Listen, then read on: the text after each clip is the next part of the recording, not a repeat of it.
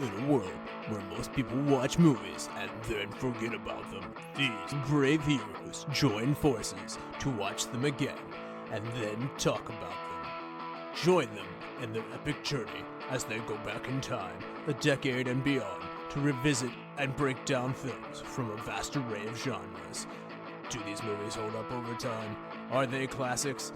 Find out on Retro Movie Roundtable. Starring your hosts, Brian Fry, Chad Robinson, Dustin Melbartis, Lizzie Haynes, and Russell Guest. Coming now to headphones in your ears. Welcome all you lords, ladies and knights, to the Retro Movie Roundtable. Welcome to the show where we watch movies and then talk about them. Joining me today is my good friend and co-host, Chad Robinson. How you doing, sir? I'm not even sure what month we're in, Russell. It's Christmas season here, but I believe we're in February when this releases, right? That's right. And I am Russell Guest from here in Pittsburgh, Pennsylvania with you there, Chad. But from across the country, we have coming to us from Missoula, Montana, special guest, Joanne Butcher from the Filmmaker's Success. Joanne, welcome, and tell us a little bit about your work and what you do at Filmmaker's Success. So thank you so much for having me on, and I love to get to talk about movies. I work with filmmakers and I basically teach them how to raise money. And I was just sharing this morning with a friend of mine, this may sound odd, but I'd say about 50% of the filmmakers that I meet don't actually realize that they need to know how to raise money, which I think is really interesting. But filmmakers are incredibly creative. So they're like, well, I can manage to make this without any money, or I can get around it in some kind of creative way. And but eventually every filmmaker realizes they have to learn how to raise money. So that's what I do. I teach filmmakers. That is very important. No film happens without it. So do you find that you're working with the producers directly when you're doing that raising of money, or is it more of is it not really on that kind of when dealing with documentaries and these sorts of things, does that count as a producer necessarily when dealing with that? That's a really good question, because in some ways I am teaching filmmakers who may consider themselves directors or just writers to become producers and to produce their own films. And so the other half of the filmmakers I meet think that there's going to be a producer who's going to come along and raise the money for them. And that is the way that it works in the industry. But usually when filmmakers are starting out, it's not likely that that's going to happen for them, And then I have a small number of clients who really do want to be producers, but it's actually a small number. It tends to be that I work with writers or writer-directors who want to make their own films and finally are willing to do the very hard work of fundraising. So they become producers, and I think a lot of times they think that producing is something that non-creative people do. And I actually believe that producing is a highly creative adventure. That's an interesting way of putting it. Let's kick things off here a little bit and break the ice. This question, I know Chad's going to love this one because he likes a good villain here. But Joanne, what is an antagonist or villain that you find extremely interesting? I really like when the villain is somebody that we really like. That's my favorite kind of villain, when there's this kind of mixed feelings about them, and how far the writer can take us into actually liking somebody who is really evil. I love that.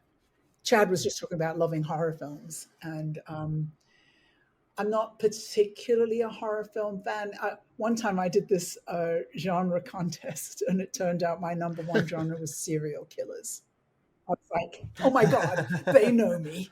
They know who I really am. But I really like it when the villain is somebody that the audience really All right, Chad, likes. how about you? What's a villain or antagonist you find incredibly interesting? Hardest question you've ever posed, because I could go on for days and days and days. But I think for me, if I'm talking about interesting villains and antagonists, I go to Watchmen with Ozymandias. And he's Mm. right. And even Dr. Manhattan at the end admits he's right, but it's in the worst and most horrifying way possible. He wipes out 15 million people for the cause of peace, and then everybody's left with this awful decision of, hey, do we try and report this? Do we try and make this known? Or do we keep the peace that he is achieved in a lot of blood? So, yeah, the end of Watchmen with Ozymandias is just, he's a really interesting villain for me. All right, and I like it when the villain has something that's making them tick differently, that makes them off. And one of my favorite ones, I didn't get to be on this episode that we covered, but Psycho's Norman Bates is one Okay. of the ones that I really like the most, because it's a it's a great kind of twist that movie presents, but also it leaves you really sitting there wondering, gosh, I want to know more about this character. You know, like how did he get to be this way? What has made him this way? And watch, how he's been going on, because what you see in the film is one side of it, but it all comes and changes towards the end. So I like that a lot. It leaves you thinking about what you didn't see in the movie a lot, which is a really good quality. I thought you were going to go Gene Tierney and Leave Her to Heaven, because I feel like that scarred you. We had so many conversations afterwards of just, you couldn't handle it. That movie's jarring. So I don't know that movie. What is that Leave, movie? Leave Leave Her It to to Heaven? Heaven. yeah, it's a 1940s. It's a 1940s movie. Oh, Gene Tierney got nominated for an Oscar on it, and in it she plays somebody who seemingly is almost the perfect lady. I mean, she even comes from a family of wealth. She's beautiful. She has it all going for her. And there's a writer who stumbles across her, and he's instantly taken by her. They get married very quickly. Everything seems perfect, but she also is. There's something that doesn't quite tick right in her. She's far too possessive. She loves too much, and she not only wants to be his primary person, but his only person. So she's extremely isolating, so much so that it becomes a matter of life and death. And this movie takes it.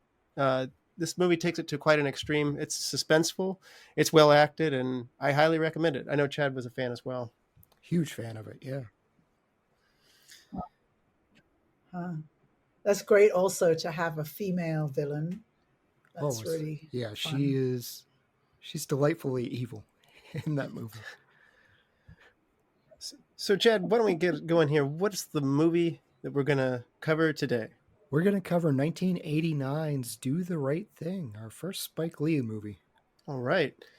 This movie stars a wide litany of people here. Spike Lee, obviously, being one of the people here. We have also got Giancarlo Esposito, Frankie Faison, Danny Aiello, Richard Edson, Paul Benjamin, Ossie Davis, Ruby D, Bill Nunn, and John Turturro, an early appearance from him here. So 1989 is the year, budgeted for $6.2 million, which then grosses an impressive $27.5 million domestically, placing it at 43 on the box office, coming in behind one of my favorites, The Dream Team, and just ahead of All Dogs Go to Heaven. The number one movie from that year, for context, is Batman from 1989.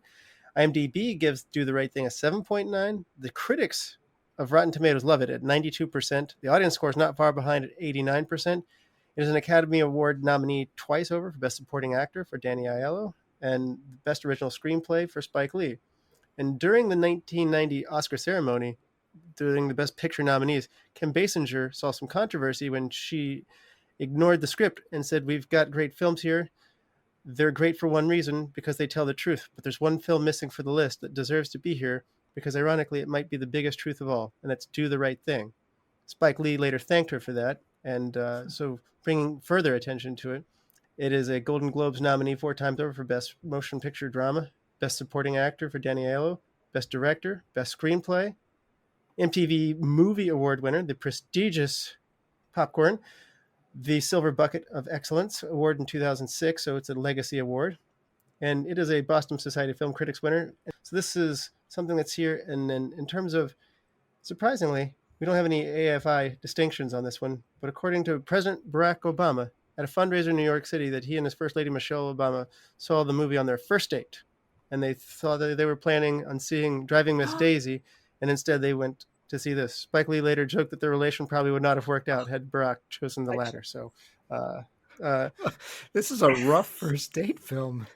I was thinking, I was like, this is not a cozy kind of cuddle up kind of movie. So this is not a Netflix and chill type film. They began their relationship having serious conversations. There's no doubt about it. And it's only one of 5 films selected by the Library of Congress to go into the National Film Registry in its first year of eligibility. The others include Raging Bull, Goodfellas, Toy Story, and Fargo. So it's an elite class when it comes to that. Now, Joanne, had you seen Do the Right Thing before? And if so, what was it like coming back to it now? The film to me is, you said it was 1989 that it originally came out. It still has this freshness about it that I find a little difficult to exactly. Is that list that you just read of those other 5 films that was in the same category with also have this incredibly unique perspective. I'm not as familiar with Toy Story as the other ones, but Do the Right Thing, and I think a lot of Spike Lee's films, not necessarily all of them, but have a perspective that is undeniably Spike Lee. He has this, he has a voice that is absolutely unique, and Do the Right Thing, I think, is probably the most unique of all of them. But looking at it again recently, it just feels like, wow, this movie is still so. The only word I can think of is fresh. It does. I think, short of the wardrobe, a lot of this feels like it could be even today in many ways. Now, do you feel like this movie, obviously you feel like this movie may be holding up. Do you feel like its message is ringing through more clearly now or resonating in a different way with the passage of time? Well, it feels as though a lot of the issues that come up around race and racism have been amplified a lot even since then. I didn't think things could get worse, but they have. They've gotten a lot worse. And so, when the movie first came out, it felt as though there was something really bold about the way that the film talked about racism. And, I think we've learned more to have better, longer, deeper conversations about race since then. But things have also, there's also been a level of backlash that I would never have really imagined could be possible. But that's where we are today. So we're at a point today where we're kind of being told that we shouldn't even be having these kind of conversations, which is crazy. But I think that Spike Lee, using comedy a lot in the film, was able to talk about race in a way that was sort of expansive and allowed people to have access to be able to have those conversations. Yeah. Now, Chad, how about you? Had you seen this one before? I hadn't. So this is my second Spike Lee movie. I'd seen Malcolm X back in graduate school, so did some work on that. I respect that film. I think it's a good one. I didn't get around to Black Klansman. That was on my list, and I would like to see it. All right. Amazing film. Black Klansman is an amazing film. And I particularly love genre. I love thrillers and crime and anything to do with that.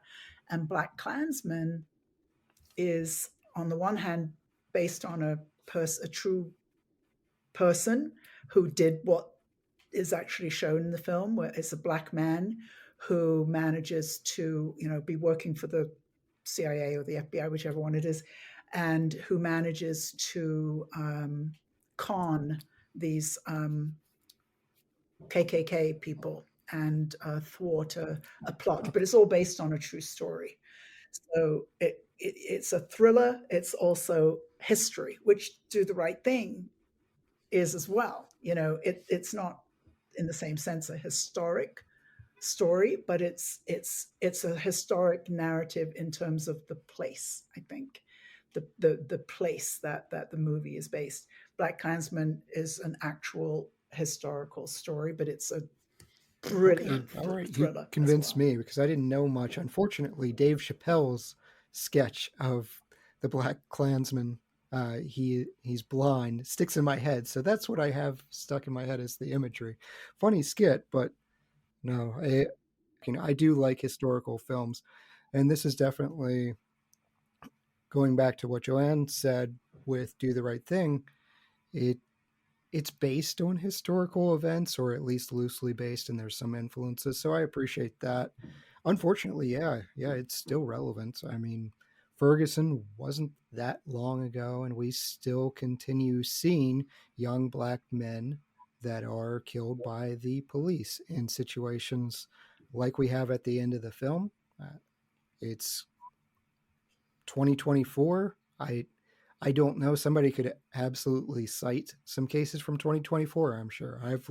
This year is weird for me. It's just like a black hole of time. I can't remember what has happened, but it wouldn't surprise me if there were instances just like this in 2024.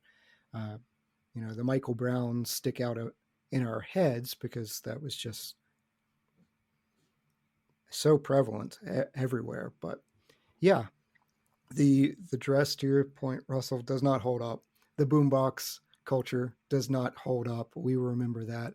I hated it then. I hated it in this movie, like the people carrying around the big boomboxes in the 80s.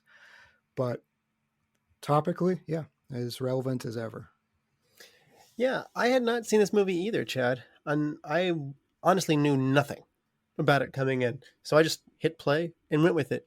And to be honest with you, I was lulled into just becoming somebody who was a part of this neighborhood and watching all these characters and interchanging. I liked how that certain characters were weaving and going back and forth. And I just thought it was a little slice of life until the end. Until a trash can. Yeah, and then things got heavy. And then I didn't realize I was on this deep thought kind of movie. And then upon researching it and going deeper, I saw, okay, I see why this is really important. It's amazingly backloaded in terms of what makes it so iconic, why it has achieved the prestige that it has. But it is a very interesting movie that, as the director intended to, is established to create dialogue. It doesn't tell you what to think. It presents information in two schools of thought. And so as we even go forward, we'll come back to this in a little bit, but those two schools of thought are both presented here, not as a which one's right, but as in two ways that you can come out of this. And so this was controversial. There was a lot of people who didn't like this movie. People thought that it was inciting violence. People thought that, it was going to cause problems.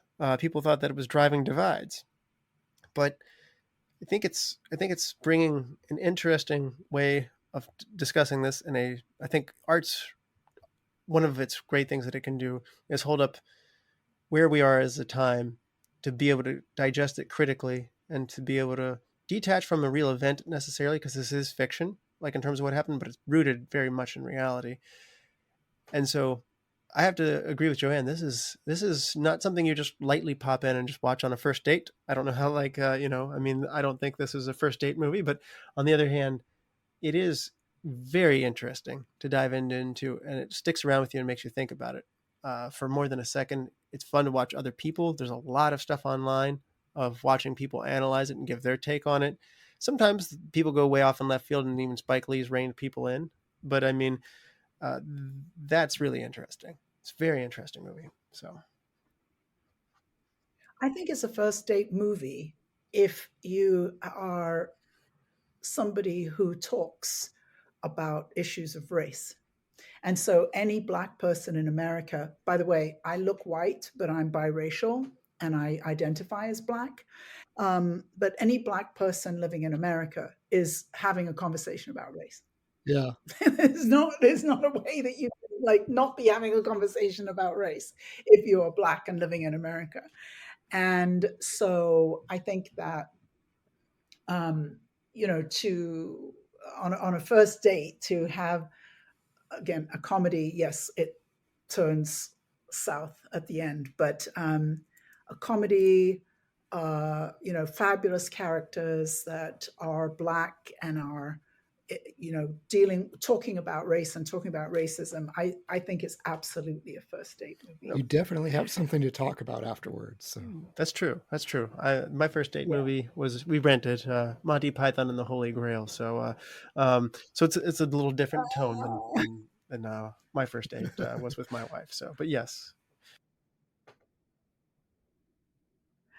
And I'm single, so maybe I'm really bad at picking first date movies. So, but I just think that for Black audiences, when I saw Get Out, I just had such a profound experience, which was in the opening scene. We see this nicely dressed Black man walking around in a suburban neighborhood. He's lost. He's on the phone. He's trying to, and I was filled with terror. But the first time I went, I had a white friend with me who wasn't scared by that scene whatsoever until the car pulls up and he gets pushed into the trunk of the car. But for a Black person watching a Black man in a nice neighborhood lost, that is terrifying. And it was the first time that I saw in a film where there's such a completely different way of seeing that scene. So, Do the Right Thing, that is talking about race. I think that Americans particularly seem very uncomfortable with discussing race. I mean, now I live in Florida, and we're having African American studies removed from the curriculum.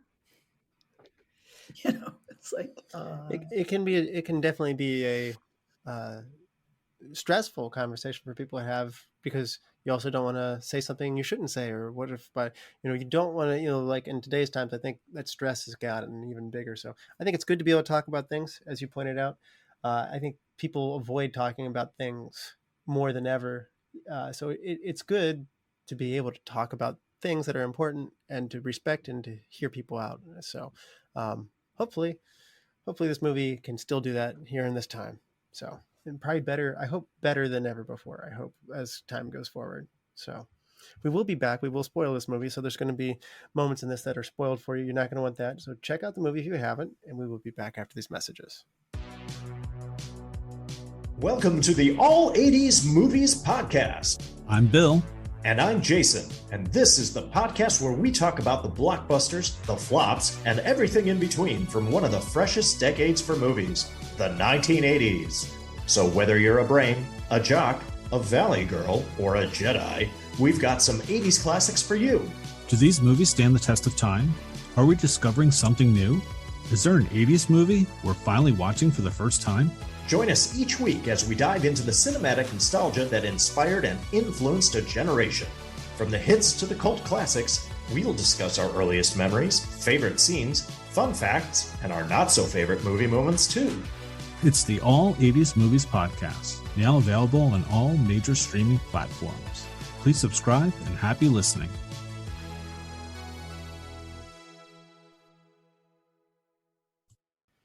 We're back. And Chad, for those who haven't seen this movie since 1989, do you want to refresh people's memories? It's a hot week in Brooklyn. Our movie focuses on Mookie, a young Black man working at Sal's famous pizzeria alongside Sal and his two sons, Vito and Pino.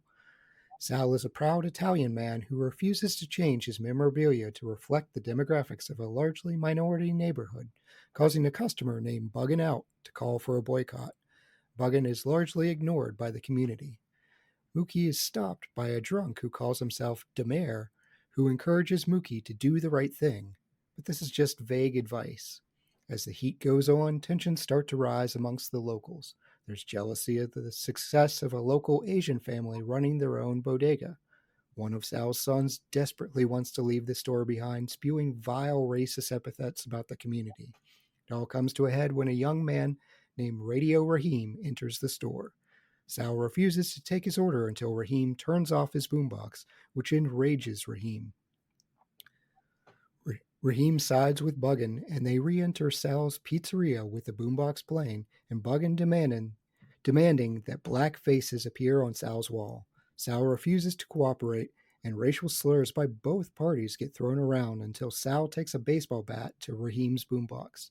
Raheem attempts to choke the life out of Sal before the NYPD shows up, separates the combatants.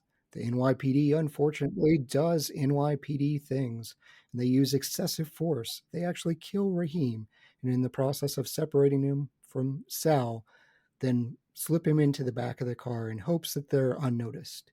Mookie throws a trash can in a moment of rage into Sal's storefront window. Now the angry group of onlookers burn the place down. Sal and Mookie somewhat reconcile at the film's conclusion, as Mookie would finally get his payment, and even a little extra, but neither can really reconcile where their anger should be placed.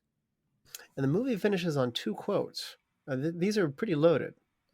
So one is by Dr. Martin Luther King Jr. It says, "Violence as a way of achieving racial justice is both impractical and immoral because it is a descending spiral ending in destruction for all. The old law of an eye for an eye leaves everybody blind, and it is immoral because it seeks to humiliate the opponent rather than to win his understanding. It seeks to annihilate rather than to convert, and violence is immoral because it thrives on hatred rather than love. It destroys community and makes brotherhood impossible. It leaves society in monologue rather than dialogue, and violence ends by destroying itself. It creates bitterness in its survivors and brutality in the destroyers," which, given Dr. Martin Luther King Jr.'s background as a reverend, this is definitely what we know from Dr. Martin Luther King Jr. But Malcolm X is also quoted on here at the same time, perhaps contradictory. I think there are plenty of good people in America, but there are also plenty of bad people in America, and the bad ones are the ones who seem to have all the power and be in these positions to block things that you and I need. Because in this situation, you and I have to preserve the right to do what is necessary to bring that situation to an end. And it doesn't mean that I advocate violence, but at the same time, I'm not against using violence as self-defense.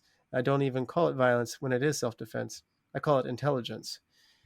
So this movie, Mookie throws a trash can through there, and it incites a major riot. And so let's go into this. One of the things here is Mookie didn't throw this trash can in here. There's a popular theory out there that says he's doing this to take the mob conflict away from Sal and his family so that people then turn their attention to the property damage instead. The director has said this is not true.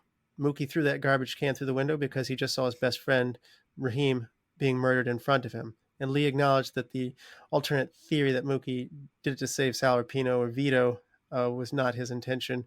But he liked that people were having different conversations, and he liked that people were having discussions. And again, as a director and a writer, he's got to be enjoying how much there is to chew on here. But again, Mookie saw his best friend being murdered in front of him. So let's go there, Joanne. This movie goes in a really strong direction at this point. That's a turning point in the movie. And this is where they obviously want people to discuss. So let's go ahead and begin this discussion here with these two quotes and with where this movie finishes up here.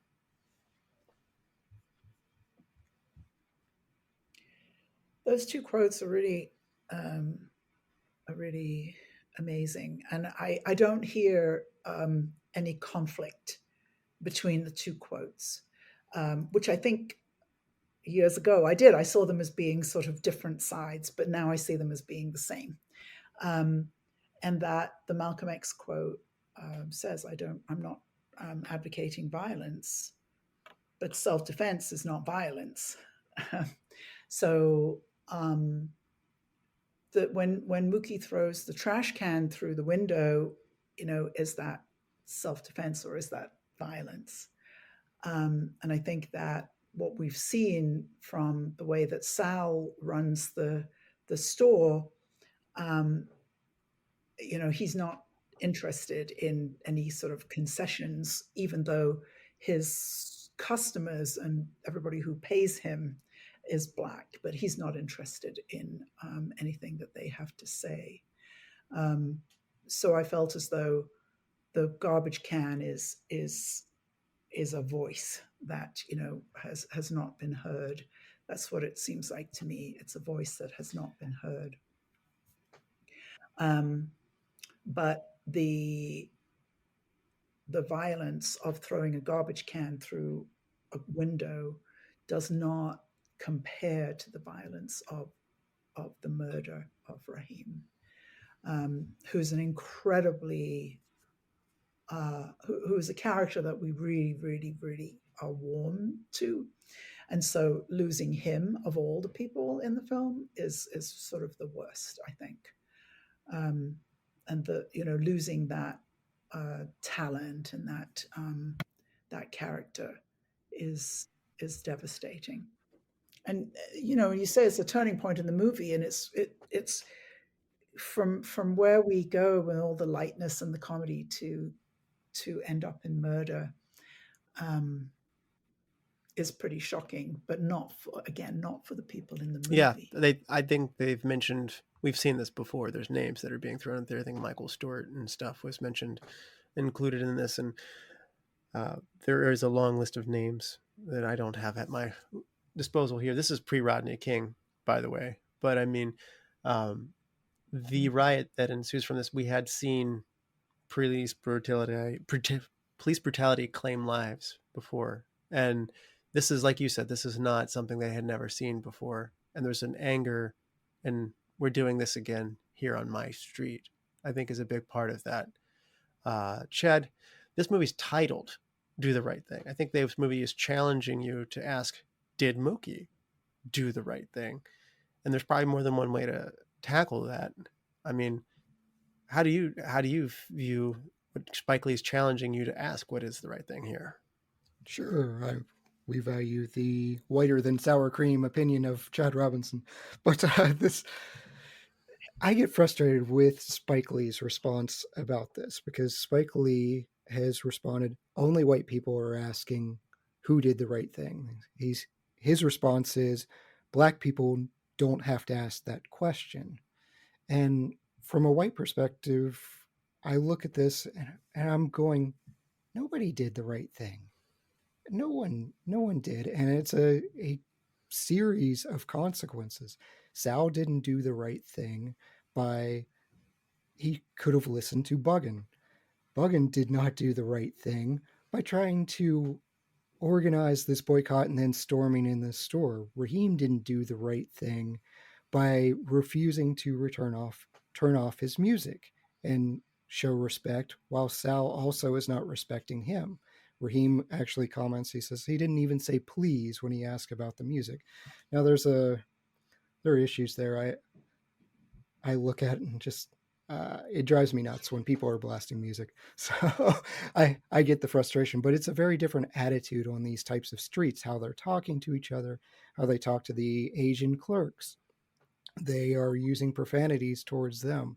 People aren't treating themselves well. And you see, ironically, the one who is trying to do the right thing is Demare, but we see throughout his life choices, he hasn't done the right thing throughout his entire life. And you get that speech from Ahmad where he's saying, I don't care about your pain. I don't need to hear about your pain. You put yourself there. And so Demare's a really interesting character, because we see him and Mother Sister kind of reconciling, and he starts taking steps and he tries to get the crowd calmed down in this scenario, but they're not listening to him because he's done the wrong thing for so long that he's just this drunk do nothing on the street, and everyone kind of just humors him. So for me, I think that's how I'd answer it. Did Mookie do this to save Sal's life? Absolutely not. I don't think so. I think Spike Lee says, hey, That's not what I intended. I read that online and said, how did you get that? Because Mookie, the first thing he says to Sal is about Raheem's death. And he's outraged and angry over that. I think it was just a moment of pure rage and seeing that happen in front of him. There wasn't right or wrong. It was just acting out of anger and grief. But Sal's response is, my store. I put so much work into my store. He's not doing the right thing either. He's not recognizing, yeah, your property was damaged in all of your hard work, and it is very valuable, but a young man lost his life. There are other consequences, and he's just got too much pride in who he is as the Italian or who he is as the store owner that he fails to recognize the rest of his community. I want to ask the question as well. Was it done in a moment of rage? Mookie appears to be really calm. He's on the steps. He's watching. He's not really part of the mob. I think he's making a choice. And I think on one hand, I don't like property damage. On one hand, I don't. But I have to ask, would we know Rodney King's name, or would we remember Ferguson if it hadn't been for the rioting, if it hadn't been for what ensued afterwards? And so it's hard to justify the rioting, but it is one of those things of, in a world where their voices are blocked or unheard, is this the only way, or perhaps the best that they could come up with in the moment to be heard? Now, again, I would suggest that, again, look at Dr. Martin Luther King Jr.'s, clearly his passive resistance, and was an example for how to do this. Not everything's executed to the best, but I think there's shouting out to be heard where Mookie feels unable to have those voices heard in any other way, possibly. I think it is calculated, but that's just me. I think the boycott was a really good idea. I thought the boycott was a really good idea. It's like, look, we're not being heard. Let's make our voices heard. And we can do that with, a financial punishment to the person who takes our money but doesn't listen to us, and in our world today, in 2024, there's a lot of backlash against, what's it called? What do we call it today? When you kind of blacklist somebody? Oh, it's canceling. Yes. Which I am terrified of having happen to us on the show today. Really? Well, who do you think would cancel you? I have no idea. There's a lot of people on the internet. They're just looking for a reason to be mad. Yeah. And bring out pitchforks or whatever. Right. We're not popular enough, but it's one of those things where you say the wrong thing, or even you have good intentions and it comes out poorly. No one's looking for any nuanced conversation or to know the person. It's just, you fit in this box now, and makes me sad. I think it's okay to have the repercussions there for accountability for what you do, and have consequences for it, which is good. Mm. I would like to see some degree of forgiveness and grace when people, I think, mess up. Yeah. I don't want them to walk around for the entire rest of their lives, with the stigma of whatever their mishap was, assuming they don't dig in their heels and insist on my way was the right way necessarily. So I think we as a society could do well to gain a little bit of grace and forgiveness, because we ourselves are not always perfect ourselves. No, absolutely. So. And I think that a lot of times when people have messed up, they have, come back and clarified, apologized, but Sal doesn't.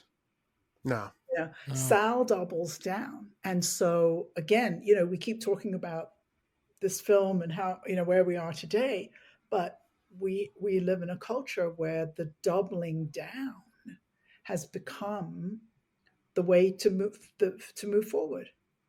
There is no on the part of I mean, Matt Gaetz comes to mind. Now we're getting controversial, but I'm just saying that there's No, you're not.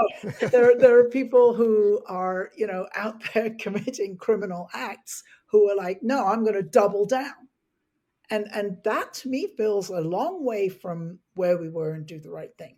Sal is not a criminal. Sal is running a business, and he engages in some unsavory behavior, but he's not a criminal. No, I'd say it was really disappointing too, because his son was very overtly racist, like John Turturro's character is really disgustingly racist. And I'd say one of the things that hurt this movie was I loved Sal's conversation with his son of saying, like, I feed these people. I've watched them grow up. I'm not too good to make pizza for people. And, I like these people for the most part. This is a good neighborhood. So he said so many nice things and tried to he's like, I don't understand this hate in you.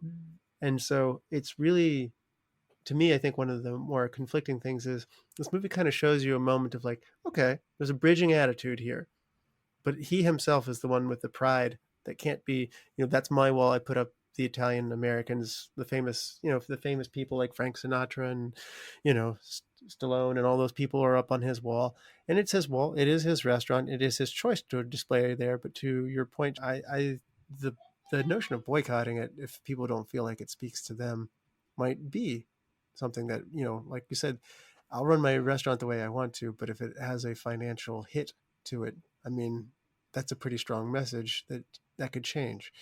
And so there's a less interesting movie that could devolve. But I will say this, Buggin didn't have any support from anyone else in the neighborhood either. Everybody else dismissed him and just said, everybody else just kept saying, like, I just like his pizza and I don't want to, this isn't a hill I want to die on. So, I guess. You see him taking kind of gentler roles with Demare and with Smiley. But I think for me, the bigger issue with Sal is allowing his son to continue these attitudes around Mookie. Like, he hears the way he talks to Mookie and the dialogue that they're having. And there's nothing other than that one scene where Sal does say, I've never had any trouble. And he's talking about the community and being part of it, even though he's chosen to kind of isolate himself from the community with that type of wall. He doesn't do anything about Pino's attitude at all. He might tell him to shut up, or he might tell him to stop arguing or whatever, but he's never saying, hey, we don't talk to people like this. These aren't words we use. And then in fact, we find out when a racial epithet is said to him, he starts using worse ones. Yeah. He uses it back. Now he starts it by saying, turn off that jungle music. And, Buggin correctly identifies and says, hey, why is it about jungle music? Why is it about Africa? Yeah. And Sal does say, I treat you like one of my sons to Mookie, but not really. I think there's, Sal seems to treat everyone kind of poorly. So that line didn't necessarily bother me.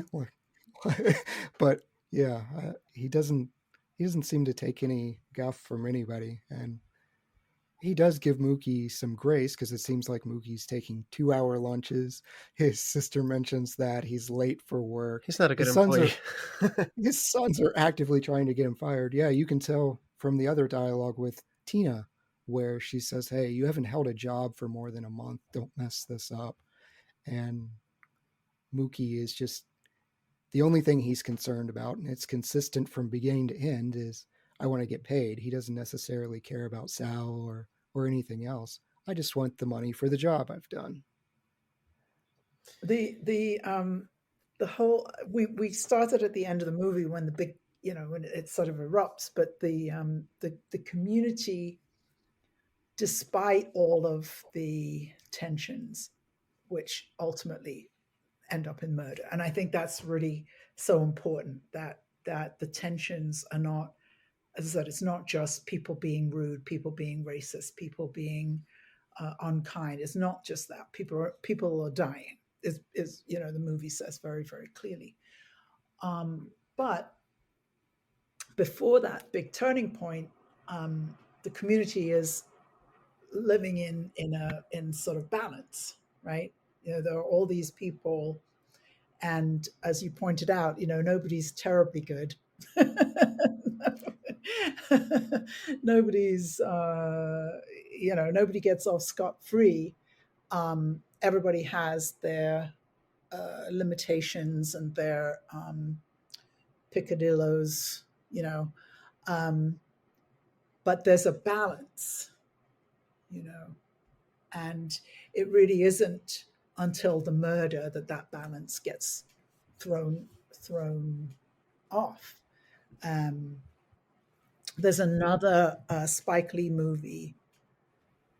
Now you know enough about me to know why I would love this, called Summer of Sam. But it's about the Son of Sam murders. And okay. it goes through the murders, and there's some historic storytelling around the murders and everything, but it's really about this neighborhood and the Black people on one side and the Italian people on the other side, and they all interact, and they all so we have the murders being the excuse for a narrative, but the community is really what's being looked at in the film, the community. And Spike Lee plays a journalist in the movie, plays a news guy on the but Spike Lee is just incredibly good at observing a community and the way that the characters all interact. I think when you were reading about it at the beginning, Ossie Davis was nominated or won some pretty big awards, but and in normal times he's just one part of this whole fabric of people who get on together. They all can manage to negotiate these very difficult pieces around racism and poverty and so on, until a murder changes everything. Well, when you mentioned the turning point being the murder, for me, at least on a smaller, like a microcosm, I saw it in the restaurant when Buggin and Raheem enter, and they're going back and forth with Sal, and Sal drops the N-word. And I see the four people, the group of kids, Ahmad and C, and their response is very different, but they were interviewed earlier. Like, you see their faces when they're talking. Buggin's trying to get them to boycott, and they all say they have no problem. But when that word gets dropped, the attitudes change, and they're not helping Sal. They're trying to pull off Pino and trying to pull off Vito, but they're pulling the Italians out of the fight. They are assisting their members of the community, and to me, at least a smaller portion, that seemed to be a vital turning point. Of Sal hadn't shown any ill intent until he even said something earlier. I was talking to Russell. He mentions the word jungle music, and Buggin picks up on that and pushes back. But it isn't until that word is dropped that you see those reactions. Mm-hmm. Yeah, things were really devolving there. I want to say, though, this whole block was a lot of fun. We had a lot of people that, like, I was surprised to see Martin Lawrence in there. I was surprised to see all these little characters that they are not the main contributors per se, and you could not have seen necessarily Radio Raheem being the important character that he was. It seemingly was just one of the community, because you're getting to know everybody. Like I said, everybody on the street, you're getting to know people who are sitting across. I like those three guys who are just across the street from the Korean market. I mean, just talking with each other. I mean, they don't necessarily influence the plot. Tina is as his sister is not a character that is the main driver here, but we spend a fair bit of time with her. We spend a fair bit of time with the Smiley, who's just coming through he wasn't even in the original plot, and Roger Guenveur Smith just said I wanted to be in this movie, so Spike Lee put him in there. But each one of these contextual pieces, I honestly, I would have left a pretty happy customer had we just had a day on a really hot day, and finally the heat came down, and it was just a really interesting slice of life. And I think it would have been an interesting movie without the tragedy on its own right, because this was doing a very good job of bringing people in and out. There's a lot of movies that fail at this. I know, Chad, you love the movie Love Actually, but I don't. I think, I think this movie gets into the neighborhood and these people feel like they belong together and they weave together. And I think it was really cool because you'd watch one character interact with one person, but then they'd go interact with a different character. And so you get to see those different dynamics. And that's what I meant by it felt very immersive in the neighborhood, which is why, at least from a direction standpoint, this is relatively early in Spike Lee's career. That's really good stuff. I mean, in some ways you could lose control and say, I need to edit this down. What's really important here? But on the other hand, what you gain from all that is, I think pretty interesting in its own right. It's early in his career, but $6 million is quite a lot of money. It is for me. and he has Samuel L. Jackson, Martin Lawrence, there are a lot of names in there. And before that was She's Gotta Have It, which also does Community really, really well. I mean, it's one of Spike Lee's real strengths. And it's After School Days, which is another very much Community kind of movie. But I think that Do the Right Thing is the work of a master.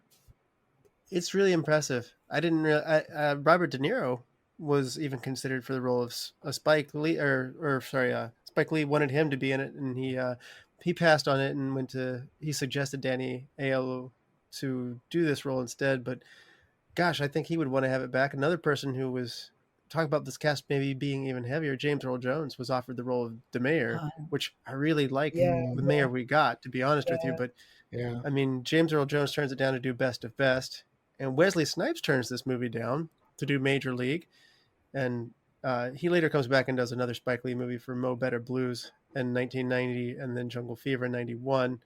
But and then Lawrence Fishburne was offered the role of Radio Raheem as well. And even Matt Dillon was initially the first choice for Pino in there as well. So I guess it's a pretty heavy cast, I think. Yes. But I mean, debatably, it could have been even heavier. I don't know if these are budgetary things or people just choosing to do other projects as it kind of appears. But I'm interested in how many people were funny in this. I think you called it a comedy. I wouldn't have thought of it as such, but there's a lot of beats in terms of the conversations that require humor until it gets serious at the end. Especially the three guys that are sitting under the umbrella. Yeah. I mean, I watched that and I compared two of them, Coconut Sid and Sweet Dick Willie, to Stadler and Waldorf later on. They have this relationship where they are just critiquing everything and making fun of everything. And ML's kind of the dreamer of the group. I like his, I'm going to buy a boat, or I'm going to start a store, or I'm going to do all these things. And I enjoyed their conversations. To me, you mentioned all these characters popping in and out. It feels like a stage play. Mm-hmm. Like a lot of everyone, Mother Sister is on her stoop or in her window within her apartment. And as Mookie's passing along, you see all these people in the places they typically are. And I'm not familiar with Brooklyn or New York culture at all. You know, we covered Teenage Mutant Ninja Turtles. That's about as good as it gets. Russell's going to be... This is a better movie than that, but... I love that one. This is more culturally impactful than the Teenage Mutant Ninja Turtles. I never thought of it as a stage play. I'm trying to see it the way that you're seeing it. But I guess that there's this... Are you saying it's because people sort of have their place? Yeah. In geographically speaking? it's seemingly isolated to like one block or two Mm-hmm. blocks or Mhm. something because of its tight proximity and the interweaving of these characters. I can see why he's saying it also happens in a short period of time, which Right. is like, it's the heat stroke. So I could see introducing the play of like, that's what's basically Sam Jackson's doing as a radio host. Uh-huh. He's bringing you into it and getting you involved with where you are. And Sam Jackson's voice is always great. And you're sitting there going like, man, Yes. he would be amazing on the radio. Of course, that would be everybody would want to listen to that. So And now he will not get out of bed for $6 million. Like, I don't think you could get Sam Jackson for $6 million. he's worked a lot, so he's paid his, Yes. he's more than paid his He dues. likes So to Oh, act. That's like, when 100%. I see an actor like Sam Jackson and he's in this and that and this and that, I always like, actors like to act, you know, and some of them get very, very, very well paid to do it, you know. Not all of them, Oh, yeah. but this is a little bit out of order, but I really appreciated that you read the two quotes, the Martin Luther King quote and the Malcolm X quote. And I have a client who they're late post-production making a documentary called Two Sons of Georgia, and they spell son S-U-N-S. But it's a documentary about a true meeting that happened between Martin Luther King and Malcolm X that most people don't know about. And it was one meeting, and there's a lot of kind of discussion about how they were at opposite ends. And I think Spike Lee using those two quotes sort of, as I said, I don't see the Malcolm X one as being in any way calling for violence. I don't see it like that at all. But Black people in America have been not allowed to have self-defense. Like that's just historically accurate. Anyway, so they met, and they what I'd also learned from my client's documentary is that both Malcolm X and Martin Luther King were sons of pastors. They were both born in Georgia. They were both sons of Georgia pastors. And what the documentary shows is how very, very, very close they were in what their beliefs were, even though history tells us that they were opposite. But it's really an extraordinary thing that they were both pastors who were sons of Georgia pastors, and they both were very much about uplifting African American people and from a place of dignity. And I'm sorry, I'm so out of order. I meant to bring it up before when you read those things, but I was like, that's fine. It's wonderful to get this perspective on our show. To be able to hear your perspective is really valuable. And so that I love having this show and talking to people from any kind of different experience. When you called out and you said Radio Raheem was lovable, it was an interesting perspective because when I'm watching him, like, man, he's not very nice to the Korean owners. He's not very nice to Sal. Couldn't they have picked a different character that goes through this transformation in the end? Like, I didn't necessarily like Buggin, but I would have been more sympathetic had it been Buggin that was killed than Raheem. oh, that's interesting. Mm-hmm. And it's fascinating to hear your perspective, because to me it's like Raheem's constantly mean to all these people, but I've read behind the scenes of that boombox is his voice. Yeah, I think everybody in the film is trying to have a voice, even though, like, it's interesting that Spike Lee plays Mookie, because in many ways Mookie is a dishonorable person, you know. And the other films, when he acts in the other films, like in She's Gotta Have It, he's also this sort of dishonorable that's a bit of a big word for it, but he always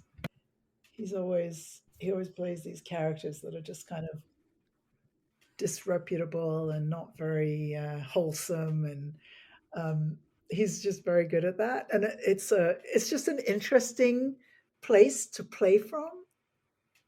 You know, he it's a very anti-hero position. You know, he is the main character, but it's an ensemble piece, right? It's an ensemble piece, and everybody everybody's has some weight, even if it's just Ruby Dee up in that window, but she carries a lot of weight. But Mookie is the main character, but such an anti-hero. I just find that such an interesting choice when you're the writer, the director. You could write yourself a more heroic part. He didn't have to be bad at his job or an absentee father or ignoring his girlfriend. Yeah. He doesn't have to be such a Mookie. He could have written himself a better role, right? But that's part of the extraordinary level of uniqueness, I think. I think that's another thing that makes it very real. You just everybody in here is likable and yet flawed, and that's everybody. I mean, they made you like Sal, but then he also delivered some of the greatest disappointments of the movie. I mean, they make you kind of like Mookie, but then, like you said, like later in the movie, you see that he's not being a good father at all, and like you just pointed out, or the mayor, who seemed like, man, this guy seems pretty wise, but then he has this troubled past.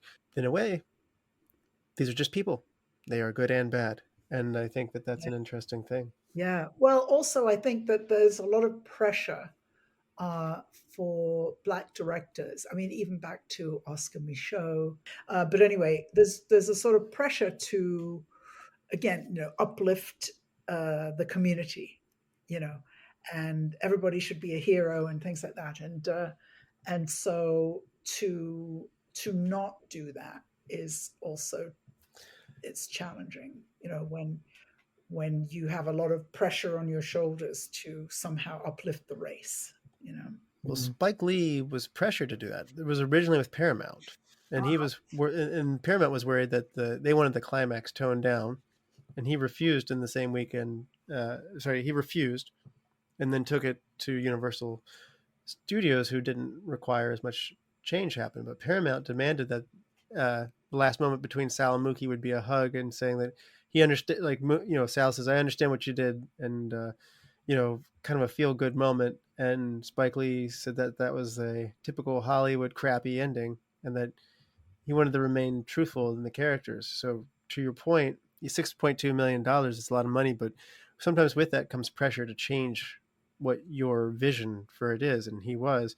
So kudos to Spike Lee for realizing that this is important, and kudos to Universal, Thomas Philip Pollock, for standing by the movie from the production side. And Pollock was under protection of a bodyguard after releasing The Last Temptation of Christ, and so he already was on dicey waters, receiving death threats from that movie. So he wasn't shy. He didn't shy away. So he supported Spike Lee in doing this as well, and so part of that comes through from the Universal side as well. Interesting. That's very disappointing, because Paramount Plus has become very much my favorite in recent times. I'm a huge Taylor Sheridan fan, and they have, all the Taylor Sheridan stuff. I'm just watching Landman right now, which I think is definitely not his best, but which he also directed, which maybe that's what it is. But, I think of Paramount Plus and The Offer. I don't know if you've ever watched the series The Offer, about the making of The Godfather. Oh my God. That is amazing, because, do you love The Godfather? Yeah, it's a great movie. Yeah. But I was going to say everyone loves The Godfather, and I thought, well, I better be careful with who I'm speaking to. I don't know. You've watched a lot of movies, but The Offer is a series about the making of The Godfather. and all the twists and turns with the money and all of that. But it's an amazing series to watch. And making a film, it sounds Yeah. like, from the creation Well, side. it's things like the mafia getting involved.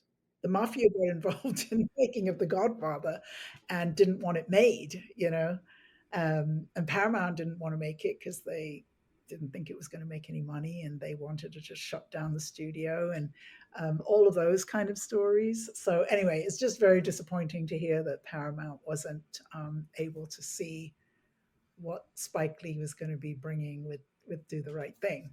Two very consistent characters. That would have been really jarring for them to just, okay, I don't care about money anymore. I don't care about my pride and my handiwork. Let's hug it out. What? We wouldn't be talking about it because it's you do see the money being thrown back and forth, and that was unique. Yeah. And there does seem to be an understanding at the end, at least a little bit, but they're still very, very far off from what really took place. Speaking of creating films, I like Spike Lee has a number of moments in this. So he was influenced. Obviously, he talked with De Niro apparently about an incident at a Howard Beach, Queens, where an attack on an African American man in a predominantly Italian American neighborhood resulted in one victim being struck by a car. But he brings into this thing, so he shifts that into a fictional thing, but he brings in other influences. Alfred Hitchcock, Shopping for Death was an episode that brought him into here.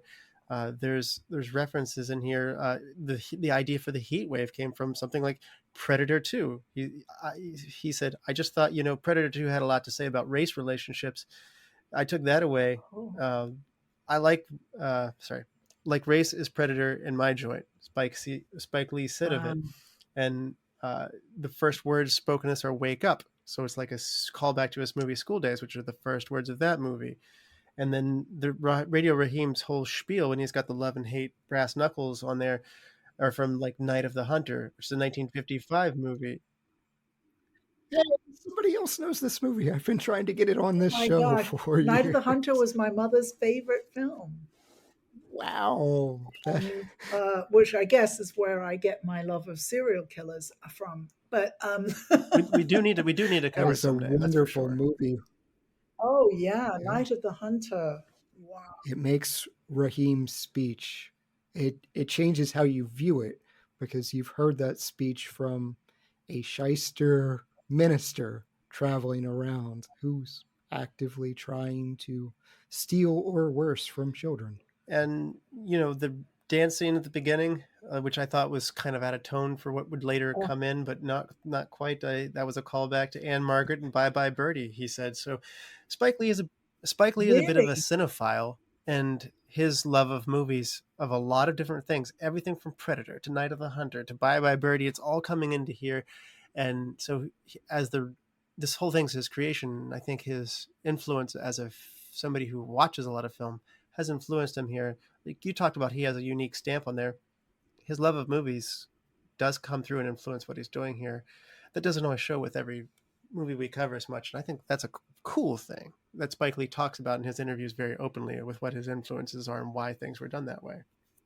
Or at least he's more candid about it. When you say dancing at the beginning, do you mean the opening credits? Yeah, like that kind of dance scene, like with where Rosie Perez is dancing for a prolonged period with the credits rolling in the beginning.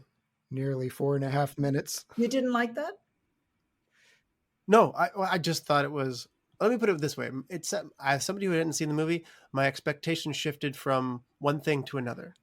So I kind of had this notion of like, do the right thing. This is going to be a very serious movie, and then I came in, and it wasn't. So for whatever reason, my expectations were set for garbage can through window from the opening scene, and it's going to be this wood the whole way through here. So like I said, the whole first 2/3 of the movie, maybe 3/4, was not what I thought I was signing up for. So I was expecting a much heavier affair. It got heavy, but like I said, I actually found most enjoyable, like just enjoyable without even the thought-provoking stuff. So I keep coming back to that of like, this did not hit me where I was expecting to be hit. So yeah, all these things like that opening scene was just like, huh, I'll raise my hand as impatient millennial. I clocked it. Like, it's been 4.5 minutes. I would kind of like to jump into our film by now. That's dance numbers are never my thing. Whether it's, I think I cut them from Blazing Saddles. So it's This is fantastic for me listening to you both talk about this, because I consider the opening credits of Do the Right Thing the best of any film ever. oh wow. That to me, Rosie Perez with the boxing gloves is the best. And I don't know if you know the story, but so this was Rosie Perez's first film, and apparently Spike Lee went up to her in a dance nightclub, and he said, oh, I wonder if you might be interested in being my movie. And Rosie Perez started basically screaming at him, thinking that he was some kind of molester who was hitting on her at the club. And you can imagine what she said. Oh yeah. With that accent. But why do you always get a curse? it turned out that he really was a film producer, and he really did discover Rosie Perez in a nightclub. And so I'm not sure when they recorded the opening sequence, whether it was after she had done all her other performances or whether that was how he started her out, because she wasn't an actor. She didn't know anything about acting. She didn't know anything about film. She didn't know, but apparently she could dance. Huh. It doesn't show. She does a great job. I think this movie has a range of characters, so it blends in well. Like I said, it doesn't lean too hard into one thing because it seems so authentic. As long as you pick somebody who's authentically fits the part, then you don't have to try so hard to get into character necessarily. So I think that makes sense. I think the other thing was, they shot on location. I thought it was interesting. They had to build some stuff. So they shot on Stuyvesant Avenue, which is between Quincy. Stuyvesant. Yeah, Stuyvesant. Yeah. Okay. So they shot on Stuyvesant Avenue between Quincy Street and Lexington Avenue, and which is the Bedford-Stuyvesant neighborhood. And they had to actually build, like, there was no Korean grocery store or Sal's Pizza Arena weren't there. And they ended up kind of changing things to change the palette of the scheme of the neighborhood. So they wanted you to feel warm. So they actually painted a lot of the things with red and orange and just to kind of convey the heat wave visually, which I would certainly say was effective. It felt hot. I mean, obviously what the characters are wearing and the sweaty nature of it, that was palpable. And, obviously tensions flare. We covered 12 angry men. And that heat is a part of, like, as that heat kicks in, tempers flare as the temperatures rise.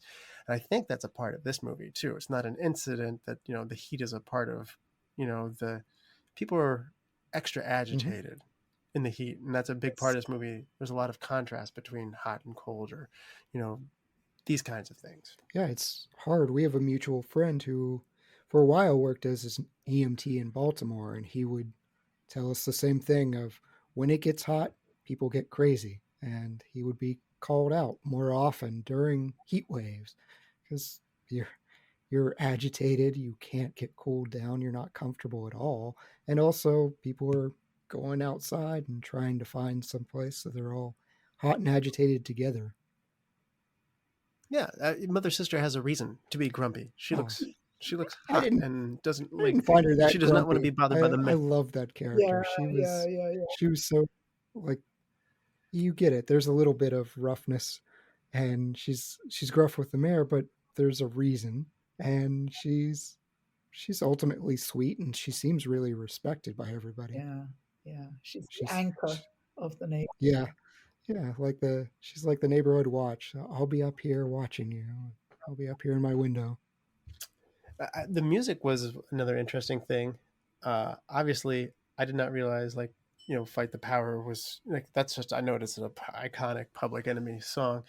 I didn't know that was going to be such a big moment in this movie. And obviously Radio Raheem only listens to Public Enemy, and it's what he wants to listen to, and so that is humorous. But there's also a lot of other stuff. Like, as in, the opening scene wasn't necessarily soundtrack what I was expecting. There was a richer experience and more depth of music, and again, there's kind of that jazz in there.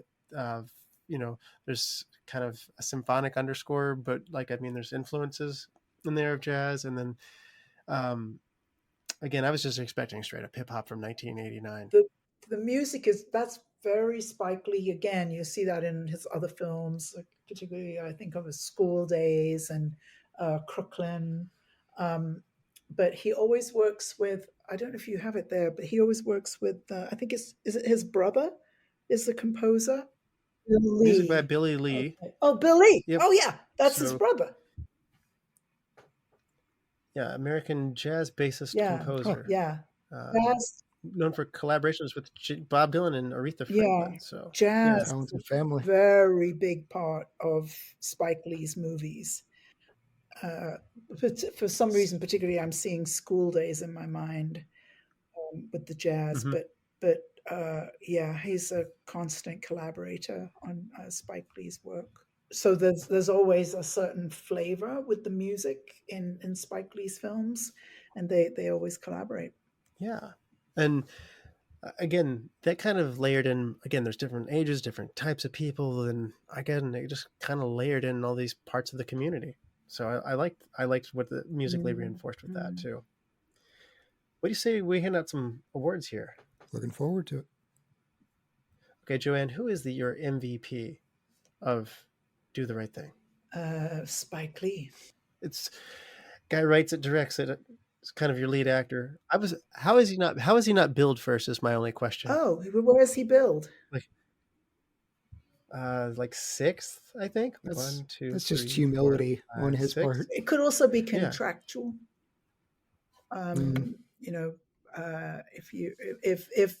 If Samuel Jackson is higher up, for example, that's contractual. Okay, yeah. Danny Aiello is it goes then Ossie Davis, Ruby Dee, Richard Edson, then Spike Lee comes in. So anyway, Chad, are you going the same direction here with your MVP? Yeah, it's the only choice. It is. I think I mentioned it feels more like a play, and to me that's a positive. I really like my stage plays. I really like my characters and the interactions you can almost walk down the street and have along the way. I think I will remember every single one of these characters, and that's a really high compliment for this type of film, because we've covered films where I've had to go back and say, who in the world was that? Like, I remember, but I have to find the name. I remember the names. I remember their locations. I remember specific aspects about almost every single one of the characters. Very memorable characters, and kudos for everything. We didn't talk about the shots, but there are so many unique shots in this too. Everything's tilted or above, and you mentioned Hitchcock influences, and I can definitely see that. Best supporting actor. This one's a lot tougher. Who's your best supporting actor, Joanne? Well, I'm going to say Ruby Dee, because I think Ossie Davis got more recognition than Ruby Dee did at the time. But Ruby Dee just brings so much grace and dignity. And, I think nowadays, given in the last election, it talked about, how Black women have been provided such leadership, and she really embodies all of that. Everybody turns to her, everybody relies on her. She sees everything. She's all seeing. Ruby Dee, best supporter. She's wonderful. This is your pick as well, Chad. I think if this is your character within there. I think you're mother sister in this neighborhood. I'm the grumpy person on the step. Yes, that's fine. Definitely, that's fine. No, I went with Giancarlo Esposito as Bugging Out, which, by the way, this is a really different role for Giancarlo. We don't typically see him doing. It took me a minute because he has a very distinct voice to pick up on, but he's just so young here. And Bugging Out, it's an interesting. He plays a character who's an instigator. And I almost disliked the character, but I really liked how he made me dislike the character. Until it got serious at the end, I found him extremely funny because Yeah. he's like, I'm planting my flag here. This is Right. how I'm going to make my community better. And everybody's laughing at him, which I thought it was pretty funny again until it got serious. Yeah, no one's really taking him seriously. They're messing with him about his Jordans, and I feel like people are coming out, oh, they're really messed up now. He's trying to fix his shoes, which I thought you, as the Celtics fan, the guy in the bird jersey who doesn't really become relevant again. He's just no, he doesn't. briefly. That's relevant, but yeah. My best supporting is going to be Ossie Davis as DeMayor. Yeah, he is great. It's you're doing a good job when you make me not want James Earl Jones. He's pretty good here. So, Wow. Yeah. all right, hidden gem. This is an underappreciated element. It can be an actor. It can be anything in the film. Joanne. I think you touched on it a little bit, but I'm going to say color. And I just think that there's such a brightness and a joy in the color in the film, and Yeah. I don't necessarily think it's underappreciated in a general sense, but we didn't actually talk about it yet, so I'm going to pick color. Okay. And then Chad, hidden gem. I went with one of the three men on the sidewalk. I went with Frankie Faison's Coconut Sid. He is in the blue attire. And again, I really liked his relationship with Sweet Dick Willie. Two buddies kind of antagonizing each other, giving ribs about can't afford these shoes. And they're just going back and forth of, you're a fool. And it just felt like I was hanging out with friends. And ML's there just dreaming up different things as well. You ain't going anywhere, though. I'm going to buy a boat. I'm going to start this store. It's like, you ain't going to do nothing. Just their barbs were fantastic. I'd pick the trio, but if I have to pick one, Frankie Faison. They are great. Mine's got to be the actual going on location and how the production team made up Stuyvesant Avenue. Stuyvesant. Sorry. Stuyvesant Avenue. So it is a part of where they are, and all these characters reinforce it, and it couldn't just happen somewhere else. And so if it were a play, it would have it would have to bring it up to gaining that texture and that feeling there. So all the pieces within that are, the location is important to this. So best shot, Joanne. Well, I already said the opening credits are my favorite opening credits of any movie. So I'm going to choose Rosie Perez. Okay. And then Chad, how about you? Best shot. The odd 45-degree angle close-ups of Raheem's face and the sweat on his brow as he's trying to buy these batteries from the Korean store. And the way they've done it, Bill Nunn, by the way, we haven't really talked about him much. This is one of very few encounters I have with him. Most of what I know him from are Spider-Man. He is completely innocuous. He's just this friendly guy as Robbie in Spider-Man. He is imposing here, and the shot they do, these upward angle shots on Raheem, is he's looking down, and then they switch to the Korean family, and they make them look even smaller. Spike Lee's making them look even smaller. It's just, it's a wonderful juxtaposition between the two to make Raheem this bigger than life figure. Yeah. My best shot's going to be, I love this 1-point perspective. The day after the riot at Sal's, we see the pizza shop burned down. It's a very symmetrical shot. The door is between them, and Sal's on one side and Mookie's on the left of the door, and Sal's on the right. And that's when Mookie's asking for his pay. And it's such a, I'm from this side, you're from that side. It's a moment of contrast between the two. So it was the shot, the geometry of just where they were sitting really reinforced the interaction we were about to get into. Best scene, If you had to pick a best scene, Joanne. I think the scene with Tina and Mookie, which we just haven't really talked about particularly, but I just really like that. And I did talk about this before. I like that Mookie is just not that great a guy. And I think in that scene and in that relationship, that's where we see him at his least attractive. That's another thing. Like to be the writer, to be the director, to play the lead, and to play yourself as this super unattractive person. I think that's really extraordinary. Somehow I could forgive him because like I'm just a pizza guy or whatever. Like maybe he's not playing up to the potential because the jobs that he is doing are not where his head is. It wasn't until I found out that like he had a kid and he's never around with his wife and kids that I somehow I could take him being a slacker pizza Right. guy. Like I Right. could take that. I could take that he doesn't have a lot of money and doesn't pay his rent real well. But where he lost me, to your point, was like later, where it's just like, oh no, Right. no, Right. you're not nice at all. Right. So, Chad, best scene. I talked about it earlier, but Mookie's calm discussion, and kudos to him for having a calm discussion with Pino over who his favorite athletes are, who his favorite actors, who his favorite artist is. And just, I'm sad that Pino doesn't really come to a better realization. I guess it's sticking with almost the theme of this movie is these people really aren't changing much. And Pino is justifying it of they're not black to me, or they're a different kind of black.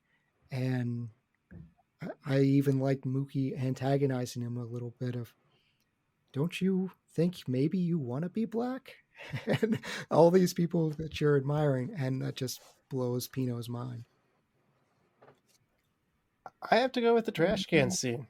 Mookie stands up, rubs his face, walks kind of away from the camera, seemingly calmly walks over, picks up the garbage can. Again, not out of control by any means.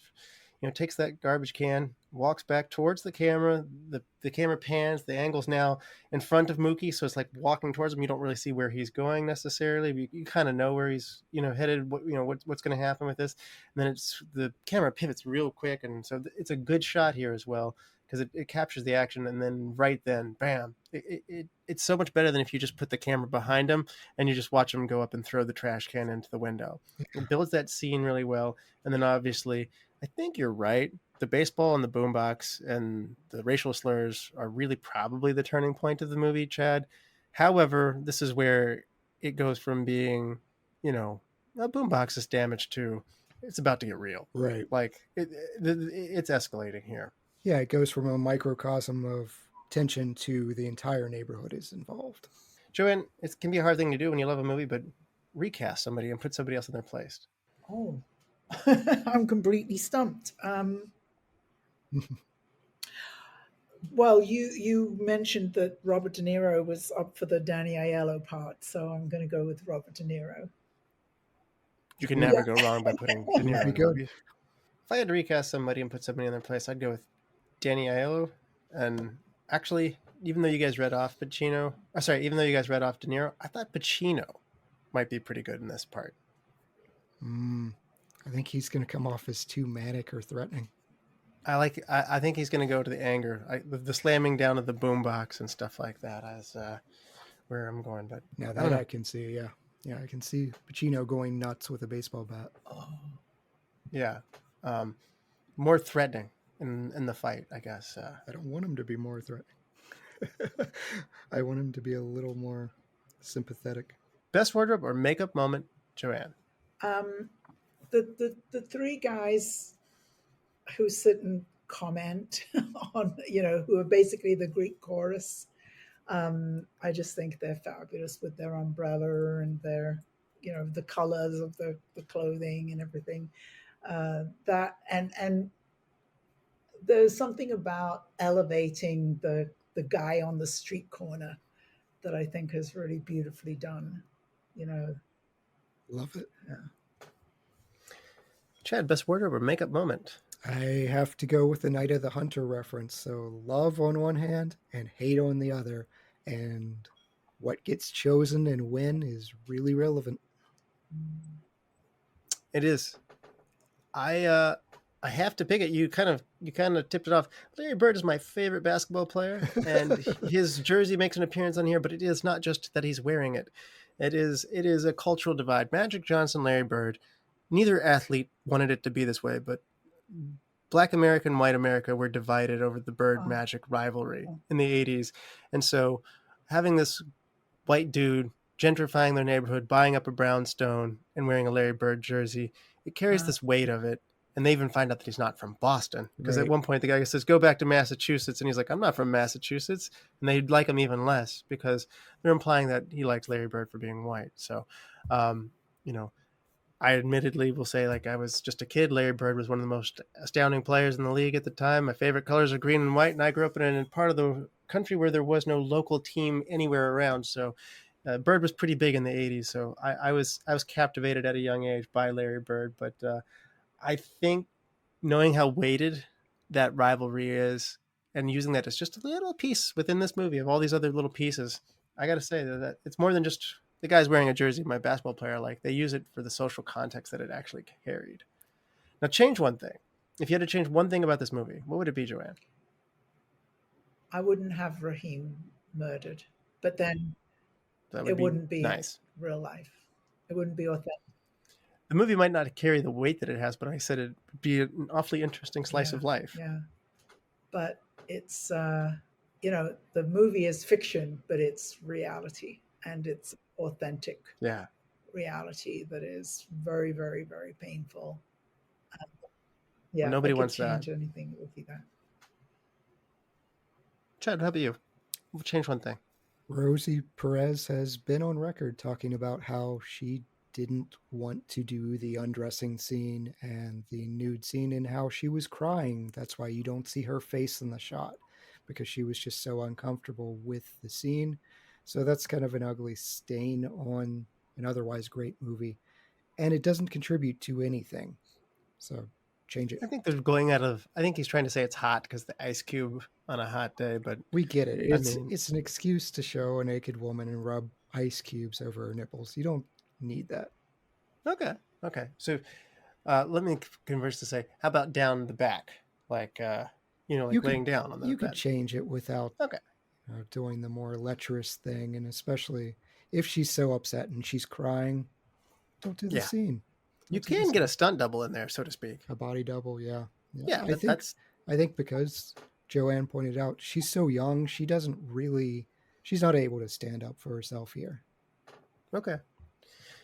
Well, might change one thing. I would like Radio Raheem to be in the movie earlier. Losing him, I didn't see this coming. I felt like he kind of comes in, not entirely 1/3 of the way into the movie, but I guess I want to make sure that we establish him as one of these regular people on the street. There's a lot of everybody seemed to have we lost Radio Raheem, and everybody knew who he was. He hadn't been weaving into the plot as much as that. So I think everybody feels the loss of Radio Raheem. I don't think we know how much Radio Raheem meant to each person on the street. So it could just be a little bit, it could be simple as I'm going by the Korean Mart and I high five all three of the dudes or something there and how you doing, Raheem? And and then use it as an interlude, make, he walks around the neighborhood, show that people like him, so to speak. Yeah, he's largely shown as antagonistic. The Latino group don't like him. Yes. The Korean group are MFing him. And so a little bit more sympathetic side of him. Yeah, absolutely. So I want to see the people like him. All right. Best quote, Joanne. Wake up. Nice. First words of his prior movie and first words of this movie too. All right, Chad, how about you? Best quote. I kind of referenced it earlier, but Ahmad's speech to Demare, and he says at one point, "You're right. I don't want to know your pain. I don't care to know your pain. You're the one who put yourself in this situation." Yeah. I have to go with the two quotes they write on the screen. I read it earlier. I'm not going to go through them again now, but these are the points that left me with thinking points. Spike Lee said I find myself tending a little more towards the Malcolm X line and myself, and as I made this movie and how I look at it. But the Martin Luther King Jr. quote is in there as well, and put together, I think that was a thoughtful thing to do, to juxtapose those two civil rights leaders and to bookend the movie on what was a pretty sobering finish, to leave you with this to think on, to add to the conversation. I think Spike Lee said he would like to be able to go around the theaters and just sit in the back, nobody know he's there, and watch people talk about the movie or come out of the theater, upset or not upset, or, having debates and stuff. And so what better way to make sure that it's happening, if that's your intention, than to add these kinds of moments in here. I think everyone's upset watching this movie, or I hope everyone's upset. I think the interesting dialogue comes out of what you're upset about or why you're upset. Yeah. And I think that, it's a challenging movie in that regard. Like I said, it's not a fluffy, lightweight movie, but on the other hand, it's got a lot to talk about, which is why this has been a fun conversation with here. But we've come full circle, and I'm going to say, on a scale of 5 stars with half-star intervals, Joanne, what would you give Do the Right Thing? 5 stars. I love it. I love it. Chad, how about you? 5-star scale, half-star intervals. I'm going to go 4 stars, and it's probably a movie that's going to go higher after time, after I've had even more time to digest it and revisit it. It will be one. I don't typically like revisiting movies that make me upset, but I'm going to revisit this one. It's going to be something that I'll probably catch in the next year, because it's all right. I've had some time to clear my mind. Let's go see it again. It's just so thought-provoking, and I enjoy the type of conversations, and this film sticks with me. The characters will stick with me. The messaging will stick with me. 4 stars. On a similar note, I'm going 4.5 stars. The only thing that's keeping me from going higher is it is a very uncomfortable and unfortunate way that this movie concludes. Therefore, its rewatchability can be hurt a little bit. You don't necessarily gather your whole family around Christmas time and say, let's pop in and do the right thing. But on the other hand, it won't leave my mind. It will be at the tip of my tongue. I'll be excited when I'll be like, have you ever seen Do the Right Thing? Yeah. And so, because now you can engage in the conversation, you can be aware of its place. I can get why this is a first year induction to the Library of Congress. It makes all the sense in the world, because it's the conversation that's incredibly valuable. And the director knows that. That's what he wanted. And so he did masterfully what he was aiming to do. And like I said, if you did just cut off the last eighth of the movie where everything goes south, I legitimately really liked just walking down this New York street, getting to know this world that I, like you said, Chad, this isn't my world, but I like stepping into it. All right. Joanne, do you want to give us one more reminder where we can follow you more? Or I shouldn't say follow you, but give us one more time to remind us of the Filmmaker Success. So my business is called Filmmaker Success, and filmmakersuccess.com. On social media, I'm always Joanne Film. So whether it's Facebook or Instagram, I'm Joanne Film. And this was so fun to talk about one of my favorite movies of all time. But I tend to not talk about films. I talk about filmmaking and raising money and making movies. And that's where you can find me, Filmmaker Success. And then my email is joanne@filmmakersuccess.com. Well, we appreciate for helping make films possible so people can get funding and make more movies so we can watch them, because we love movies here at the Roundtable. So. Yeah, absolutely. Yeah. Chad, I need you to help me pick a movie for next time, man. All right. What are we watching, Russ? Time to go back to the future. We have 3 movies that are in the future, with set in the future dates, but we have already surpassed them here now that it's in 2025. So these are 3 future movies where we have already passed that point of where the future is. Option 1. The present is so disappointing. We don't have flying cars, I'm sad to report. So Westworld from 1973, a robot malfunction creates havoc and terror in an unsuspecting vacationers at a futuristic adult-themed amusement park. Option 2, Back to the Future Part 2 from 1989. After visiting 2015, Marty McFly must repeat his visit to 1955 to prevent a disastrous change to 1985 without interfering with his first trip. And option 3, Running Man from 1987. I mean, we've got to prevent the disaster in 1985 that would prevent Russell Gust from being born. So, Back to the Future 2. That is my birth year. Thank you for keeping me around so I don't disappear. I appreciate that, Chad. Absolutely. All right. Joanne, thank you so much for coming. We had a blast. And it was a really good show. I got to say, we're over 300 episodes into this, and I get really excited when we bring a guest on who brings us in a new direction that isn't something we just cover every day. So this has been a special episode for us. I really enjoyed the conversation with you. Thank you so much. You're a lot of fun. Thank you. And you too. Thanks so much for having me. And thank you all the Lords, Ladies, and Knights, the Retro Movie Roundtable. We invite you to reach out to us. We want to hear from you. So subscribe, rate, and review us on Apple Podcasts, Spotify, Google Podcasts, Pandora, wherever you get your podcasts. Subscribe on our YouTube channel. Give us a like on Facebook. Follow us on Instagram and Twitter at movie_retro, and email us at retromovieroundtable@yahoo.com if you want to let us know your thoughts on the show, or even if you want to be on the show. So producing and providing this podcast is fun but not free, so we invite you to support the show at our Patreon page at www.patreon.com/retromovieroundtable. All contributions are much appreciated and go towards making the show better for you, the listeners. As always, thank you for listening. Be good to each other and watch more movies. Chad? Attica.